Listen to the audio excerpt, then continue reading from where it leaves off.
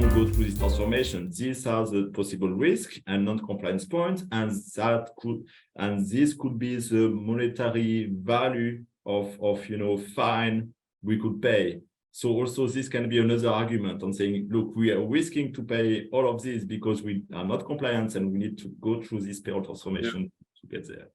I'm glad you're bringing that up. I do encounter that kind of topic in client conversations. You're right saying that that's one of the more difficult to grasp, right? Like, hey, your efficiency gains, you can come up with some assumption to say, well, this is the dollar value impact or your value impact, right? With the risk and compliance side, it's a bit harder, but it shouldn't be underestimated, right? That it's almost like I always say, it's a bit like buying homeowners insurance or car insurance, whatever. It's an abstract risk, right? Hopefully it will never happen. But then again, life plays its tricks, and when it does happen, if you're not prepared for it, it can be very, very costly.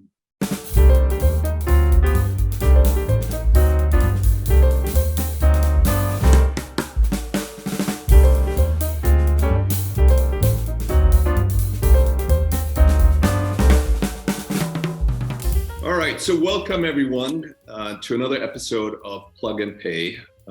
This is a talk show where we have the chance to talk with experienced, inspiring payroll professionals about interesting topics that are shaping today's global payroll space. My name is Mark Oliver Fiedler. I'm the co-founder and CEO of Payzar, and I'm also the host of the show. And with me is my partner in crime and co-host, Max van der Klis Bussink. There you go. See it? We're just talking about me getting the name right. Max van der Klis Bussink. Oh, that's well done. Well, hi, Mark. Thanks. And hi, everyone. I'm very excited to be back with my full last name on a new episode of Plug and Pay. So thanks. Yeah. So look, today we are joined by Pierre Ten. He is the head of global payroll at a company called OLX. So Pierre, great to have you on the program. Thanks so much for joining us today. To get us started, maybe it'd be great to learn a bit about your background and your career in payroll up to now. Thank you for having me, Mark Oliver and Max. It's a great pleasure. I was lucky enough to be a beta tester of Payzar solution back in 2017, I think, if I recall. And since then, I'm evangelist of the Payzar solution. So really happy to join you today in this talk. And Max, we knew each other for quite some time. Had a few conversations, notably following the war in Ukraine. We had some talk to find some solutions for employees there. So a bit about myself. Born and raised in France, where I studied business administration, finance, and then specialized myself in payroll. Because French payroll is quite complex. We are undefeated world champion of payroll complexity. Yes. I started working in the payroll industry when I was working for PwC, PricewaterhouseCoopers, as a payroll service provider, where I developed my expertise in French payroll, servicing various companies. I really developed my organizational skills and big focus on risk and compliance. Then I had the chance to move to Amsterdam, where I'm based currently, and for the past 6 years. I was working there for Booking.com first, exposed to international payroll. So to not only France, but also managing payroll for African countries and emerging markets. So dealing with new opening, payroll provider performance, and so on. Then I moved to Under Armour, was a regional payroll manager for EMEA, leading regional payroll, basically. And finally, I moved to OLX 2.5 years ago as head of global payroll, and I did build global payroll from scratch. Payroll did not exist at that time at OLX, So I had the chance to really create the payroll organization, to really define segregation of duty between the different functions, to establish the set of control, and all the payroll strategy and execution. And I was quite successful also because of my team. I'm lucky enough to have a great team, to be working with great payroll professionals. Yes, and in a nutshell, just to introduce maybe OLX to the people that don't know, so OLX is a global leader in facilitating trade. We are driving circular economy and helping people buy and sell second-hand car, find housing, get jobs, and buy, sell goods. We have more than 70 million active listings and serving hundreds of millions of people every month around the world. If you want to know more about OLX, please go to olxgroup.com. Excellent. Yeah, so in a nutshell, that's it. Yeah, no, that's great. That gives us a good sense, I think, about a bit about your background, who you are, and clearly you've worked in a number of great organizations, very international, as you described. You've also been working on the vendor side as well, which is kind of a whole different skill set and experience that I'm sure you took away from that. So one of the topics we want to focus on today, and you already started touching on it with your role and the experience at OLX, where you basically came into an organization that didn't have global payroll and you started building it from scratch.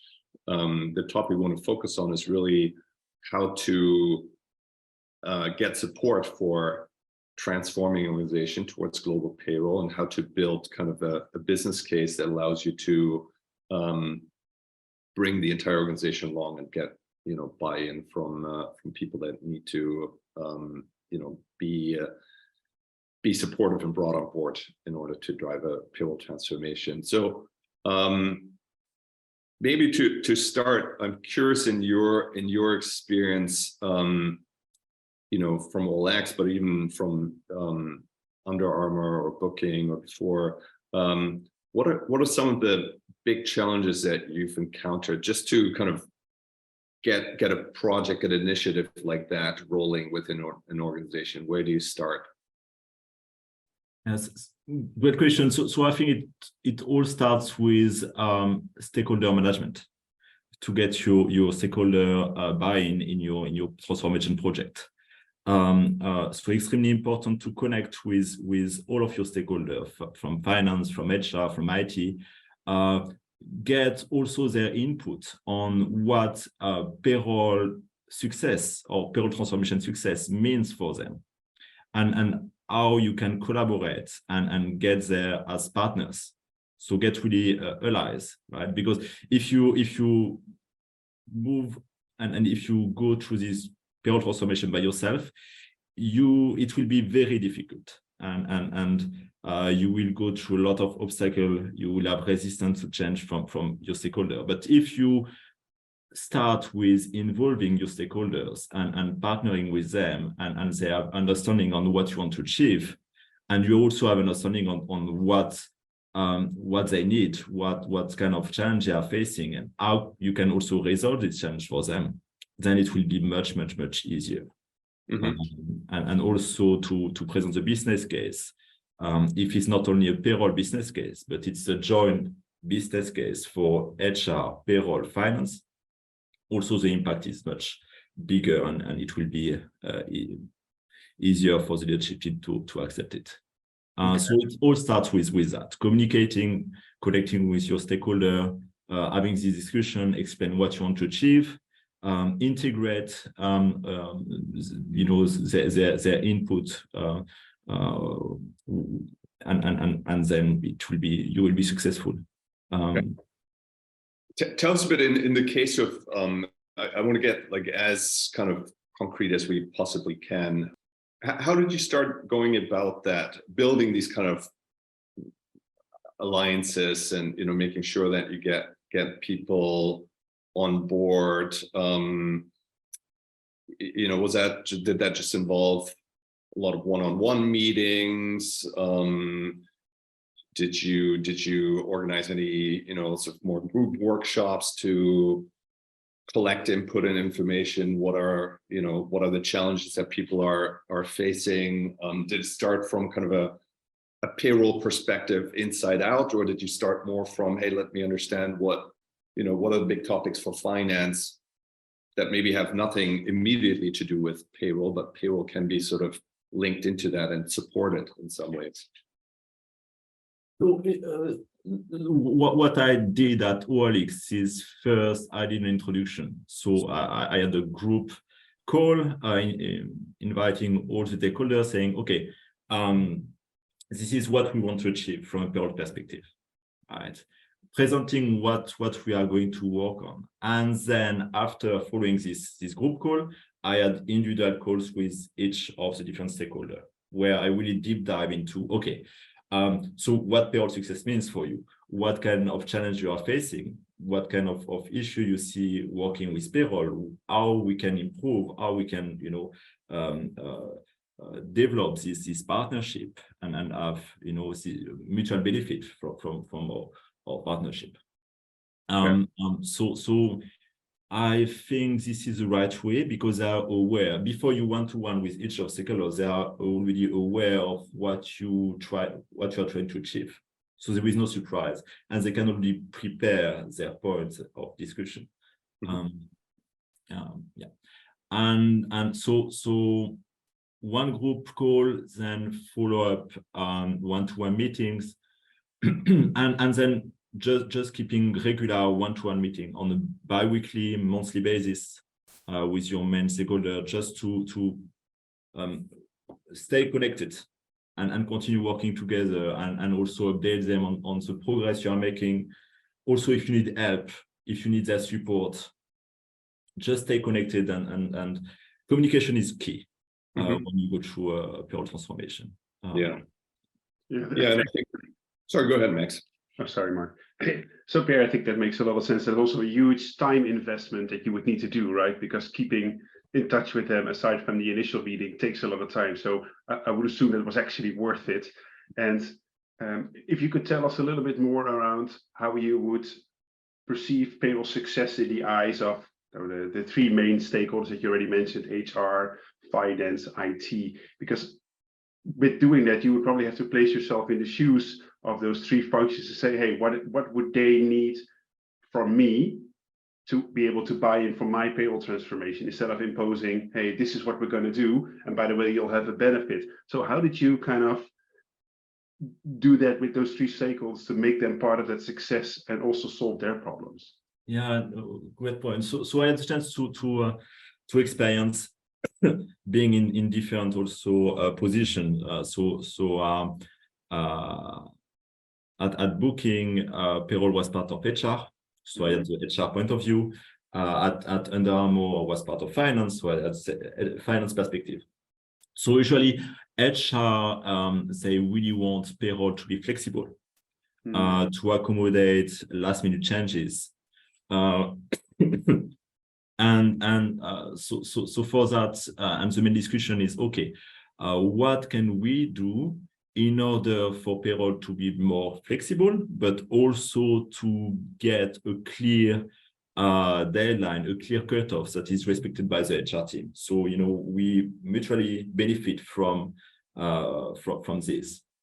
So that will be more the HR focus on getting this flexibility and also employee support, how we can provide the best employee experience. So meaning no errors, no mispayment, but also answering to employee queries on payslip or payroll payments. So the discussion with HR will be mainly focused around that, how we can deal with the input part that HR needs to prepare and with the best accuracy, because garbage in, garbage out. So the best accuracy of the input will be the best outcome, and payroll payments will be. So that's really the focus, and then the service to employee, how we can elevate this and make sure that employees are satisfied. The discussion with finance are a bit different, and as the focus is more on the post-payroll activity and payroll cost.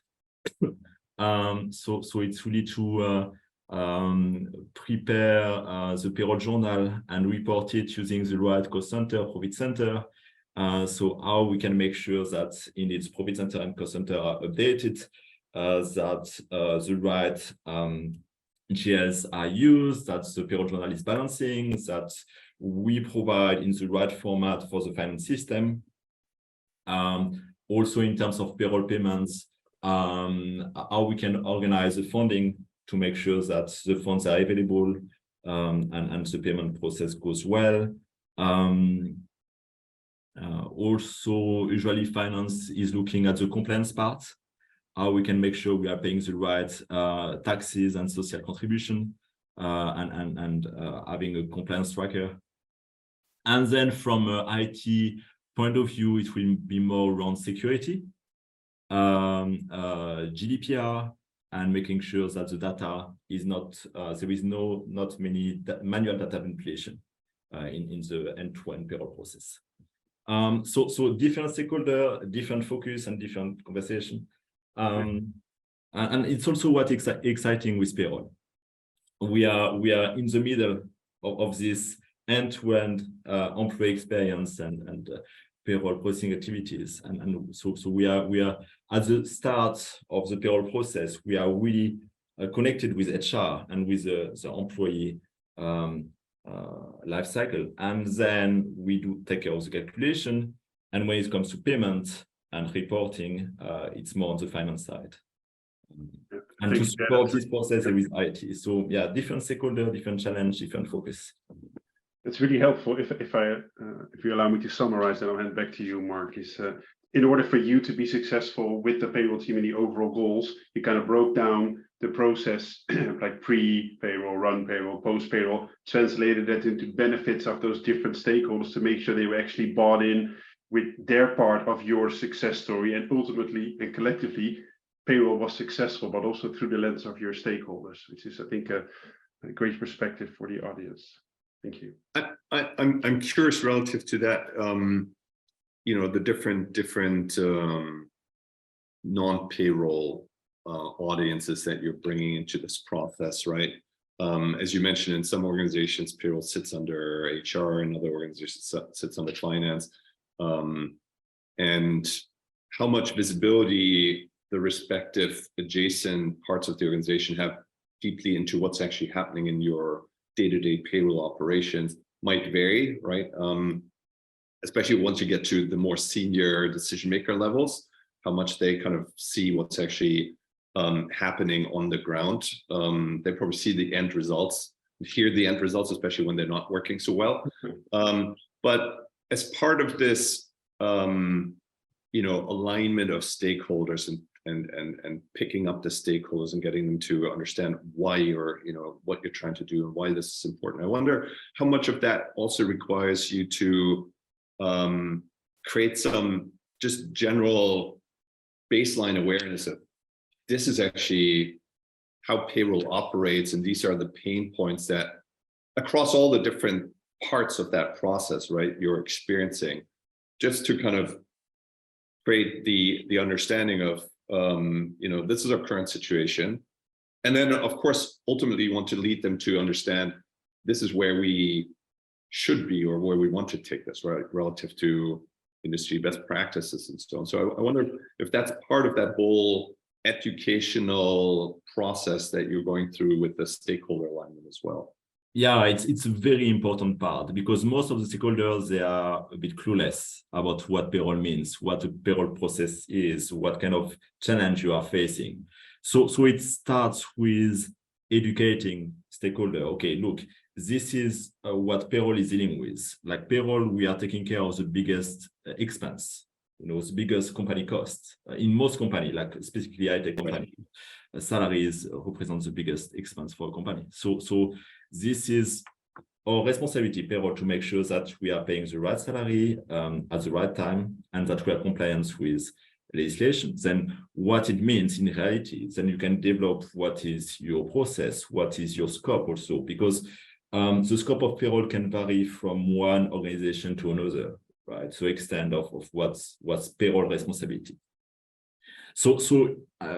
Every conversation starts with that, to explain what payroll means for the organization, what we are responsible for, and what are our main challenges, what we are trying to resolve. Mm-hmm. So this is really key for the stakeholder to be educated, to understand what you are doing, what you are responsible for, and create this awareness so they can really be with you and support you in your transformation initiatives. Yeah. Okay. Thanks, Pierre. This brings me back to the days where I was in your role, which is not too far ago. And I used to create, to that point, to educate a slide, payroll by the numbers, right? This is the number of data points we manage. This is the total payroll cost. This is the number of countries times complexities. Just the sheer volume of our data and touch points with everyone was very eye-opening for some of the less intimate stakeholders who look at payroll from their own paycheck perspective, but for the rest might not oversee it. So I think that's something you did serially that's very powerful, to just show the numbers. Hey, this is payroll, because without us the pay won't roll. Yeah. And sometimes they don't realize the amount of work that is required to deliver payroll, right? From a very simplistic point of view, payroll should receive the input, press a button, and then boom, it's paid. But behind there is so much work to first of all check the input data, to format it, to control that we have the right backup, to then format it in the ways that can be processed, then to check that the outputs match. There is so much work involved that people that are familiar with payroll, they don't know about it, right?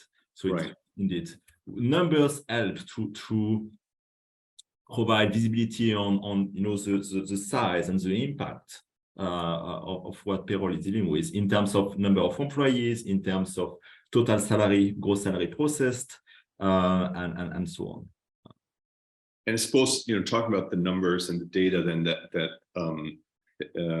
gets us into talking about the business case in a more specific manner, right? Now that we kind of talked about, okay, there's different stakeholders that need to be aligned and convinced that, hey, what we're looking to do here is something important, not just from a payroll perspective, but also to enable and make other parts of the organization more successful, more effective. I guess the business case then is the bare expression of everything that we're looking to do in facts and numbers. So talk us through a little bit how you went about building that kind of business case scenario for getting the stakeholders, not just conceptually and qualitatively, hey, yes, we understand that you're trying to improve some things, but ultimately it's an investment decision, right? Resources need to be aligned up with supporting this kind of change initiative. How do you get that sign off and get people convinced, yep, this is is something that companies should invest in? So to build a successful business case, I think it all starts with knowing your business. So what is your business priority? Because the whole organization needs to follow the business and what business is driving. Is the business looking to expand, to scale? Is it looking to focus on profitability? And then it will mean different payroll priorities as well. So it all starts with that, connecting with the business, understand what would be the 1 year, 3 year plans, 5 years plan, what the company is trying to achieve, or where the company is aiming to go. Because then every stakeholder will need to fit in and support that business strategy. So once you have clearly identified and understood business strategy, then you can translate into the payroll transformation points. Okay, what do payroll needs to do in order to support the business to achieve this goal? And then focus the discussion around that and connect with your stakeholder. Okay, to get to this payroll transformation point, what HR needs to do, and what payroll needs to do to make sure that HR is also able to reach their own objective and targets. And that's the second point, is really to look for allies to onboard your stakeholder, and they must be part of the business case. So explain what you are trying to achieve, that you are building a business case, and explain and share with them basically, so they can help you building it and they can be part of it. Then the third point will be to enrich your business case with data. Payroll sits on a formidable source of powerful data. Like as I mentioned, in many organizations, payroll is the biggest expense. So we can leverage that and show data. Okay, this is the amount of gross salary we are talking about. This is the total payroll cost. This is the payroll accuracy, processing time, so on. And that will be the impact of the payroll transformation. So let's say we gain 1% in payroll accuracy. What will it mean in terms of number, in terms of value? So an estimate of the impact of such transformation, and what would be the benefit, not only for the employee, but also for HR, for finance, like all stakeholders. And then we need to structure your business case. So regardless of the format you want to use, if you want to have a PowerPoint presentation, Zoom presentation, an email, 6-pager, you should have a very straightforward structure on how you want to develop your business case, starting with the goal, what you are trying to achieve, following by what is the current state, where are we today, and then what will be the targeted outcome of this transformation, and then develop the benefits. So the stakeholder can understand what this would mean for them and how they will benefit from this transformation. And then finalize with the strategic priorities and more the actionable points and plan on how you are going to execute this transformation.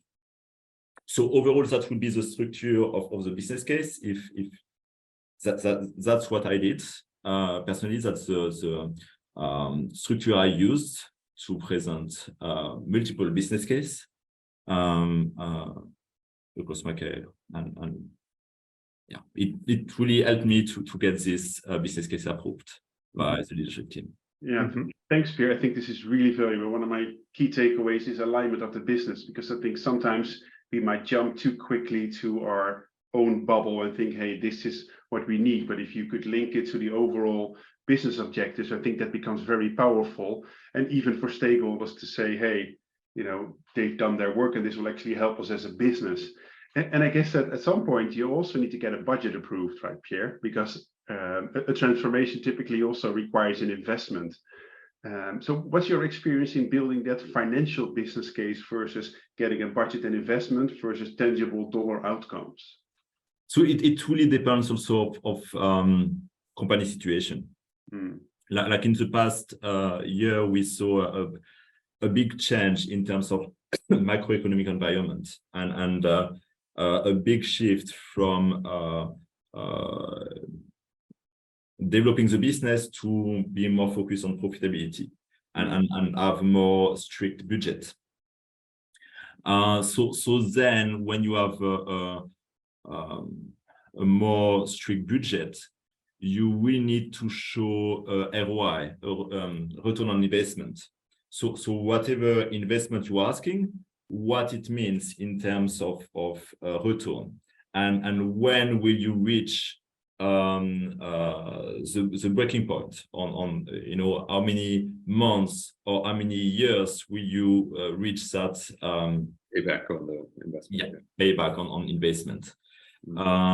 So it really depends of the economic situation of the business, and if the business, if it's in a challenging environment, you will have more pressure on providing visibility on this ROI,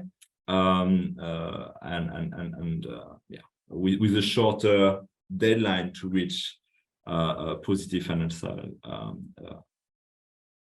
So I'm not sure if that was answering your question. No, I think that gets into that because I like Max, you know, I certainly working with lots of different client organizations. You're right that it depends on what environment they're working in, right? How much scrutiny there is on, hey, show me the ROI, show me what the positive return on this is, versus maybe a more strategic perspective on, hey, we want to advance how we're doing payroll, and the immediate financial impact is not as as much scrutinized. But in general, I would say, especially in the current environment, being able to demonstrate, well, why are we doing this, and where are we going to see the benefits coming back, not just in sort of abstract qualitative ways, but show me the money sort of. A lot of times when you have to present it to the person that holds the purse strings, right, the CFO or the finance director, they're obviously very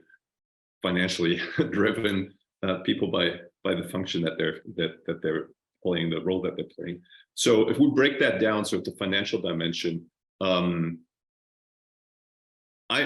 my experience, I'm always thinking, there's kind of efficiency gains, right? Things that today take us longer because we're doing them, not as structured or automated as we could do them, and maybe we're experiencing more errors and issues. That always creates more work and creates more costs in the organization. So I can see an efficiency dimension there.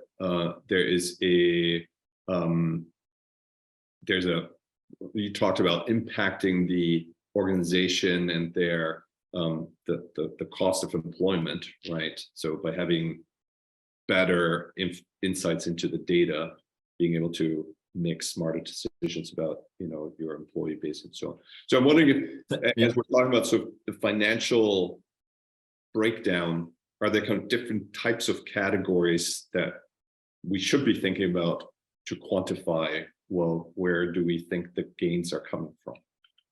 Yes, thank you. I understand better the question. So basically, what I have experience using in terms of benefits specifically on efficiency, productivity is okay. If we accomplish or go through this transformation, this is what we can save in terms of staff cost, or in terms of processing time. So it's a big bit of a trade-off. Okay, if we are able to achieve this payroll transformation, this will be the positive productivity impact and the monetary value on the staff cost reduction, or the efficiency gain in terms of payroll processing time, meaning instead of processing payroll in 10 days, you will be able to deliver in 5 days. So it means you have a 50% productivity increase, and then you can absorb more. You can do more with the same headcount, let's say. Yeah. Yes. So that's definitely one of the points that I will develop in the benefit side on productivity gain. Either staff cost reduction or same staff cost, but do more, right? Absorb more workloads, right? And be able to scale up. Okay. Yeah, and then I mean, similarly, I think that there could be, like you said, depending on what the strategic objectives of the business overall are, there could be. Now, this would be what we're talking about. Would be mostly cost driven, right? If the company is kind of looking at profitability and kind of cost optimization, but there could be other important drivers as well, such as staff retention, for example, just to take one where maybe it's not about, hey, we want to save costs, but we want to make sure that the employees' experience is as smooth and modern as possible, right? Because we're in an industry where every time we lose an employee because they had a negative experience, and payroll is one of the most frequent touch points, right? We can do lots of fantastic employee engagement activities. If the payroll experience is a negative one, that can drive, the most excited employee sour pretty quickly. Yeah. Also, last Friday, I was speaking with another payroll leader based in US, working for a global company. And he mentioned to me that he has been informed a couple of days ago that his company is going to start doing business in Poland in 1 month's time. And then payroll needs to be ready for it, right? You don't want to stop the business saying, oh, payroll is not ready, we cannot move forward with doing business in that country because we didn't do the compliance part and we don't have payroll provider. So you want also, it can be also one of the priority to have this flexibility, being able to in 1 month be operational and be able to start doing business in one country. Yeah, no, that's a great point. That's a very important other driver, right? Is that expansion, scalability of supporting your business growth objectives. If you're now slowing down the top line growth of the business, I'm sure senior management and investors are not going to be super excited about that. Okay, good. And any other dimensions as we're kind of thinking about business case quantifying that you think would be important to remember to incorporate? Yeah, the risk and compliance is also very important. Yeah. So this is a less tangible element because you only face it when things go bad and you have an audit, and then so usually this risk and compliance, it's also important to assess it and do an estimate. Look, like if we don't go through this transformation, these are the possible risk and non-compliance points, and this could be the monetary value of fine we could pay. So also this can be another argument on saying, look, we are risking to pay all of this because we are not compliant and we need to go through this payroll transformation to get there. I'm glad you're bringing that up. I do encounter that kind of topic in client conversations. You're right saying that that's one of the more difficult to grasp, right? Like, hey, your efficiency gains, you can come up with some assumption to say, well, this is the dollar value impact or euro value impact, right? With the risk and compliance side, it's a bit harder, but it shouldn't be underestimated, right? That it's almost like I always say, it's a bit like buying homeowners insurance or or car insurance, whatever. It's an abstract risk, right? Hopefully it will never happen. But then again, life plays its tricks, and when it does happen, if you're not prepared for it, it can be very, very costly, right? Like for instance, GDPR, we are seeing fines getting like a really big amount for companies that are not compliant with GDPR regulation. Yeah. And I think that's where, again, we talked a bit about the education role that, people in payroll can and should be playing with the rest of the organization, right? Not everyone might be fully aware of what exposures actually exist, right? And it's easy to kind of turn a blind eye and say, well, it's always worked, right? Why should we be concerned about that?